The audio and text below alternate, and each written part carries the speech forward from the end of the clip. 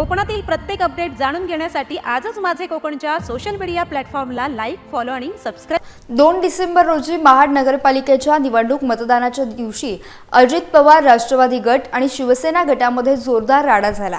या राड्यात एकमेकांना बेदम मारहाण केल्याचे व्हिडिओ सोशल मीडियावर मोठ्या प्रमाणात व्हायरल झाले आणि ते प्रसार माध्यमातून देखील दाखवण्यात आले। त्यामुळे ही घटना सामान्य नागरिकांच्या नजरेसमोर आली। या प्रकरणी महाड शहर पोलिसांनी दोन्ही गटांविरोधात परस्पर गुन्हे दाखल केले आहेत। याच पार्श्वभूमीवर महाड नगरपालिकेचे नवनिर्वाचित नगराध्यक्ष आणि नगरसेवकांचा सत्कार कार्यक्रम असताना राज्याचे मंत्री भरत गोगावले यांनी आपली भूमिका स्पष्ट केली आहे।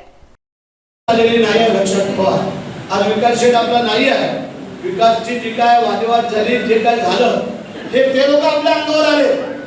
पोलिसांना पण आमचं सांगणं आहे की आज जे काय झालं आम्ही लोक कोणाच्या अंगावर गेलो नाही, आम्ही कोणाच्या वेगळ्या भागामध्ये गेलो नव्हतो।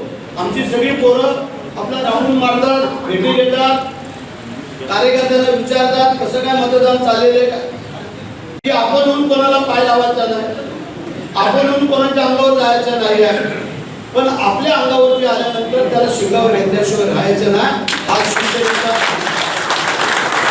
काय होता म्हणजे इथं आपल्याकडे संबंध काय त्यांचा इथं वाचता काल होते कुठं, आज आले कुठं आणि भानगडी करायला आले काय।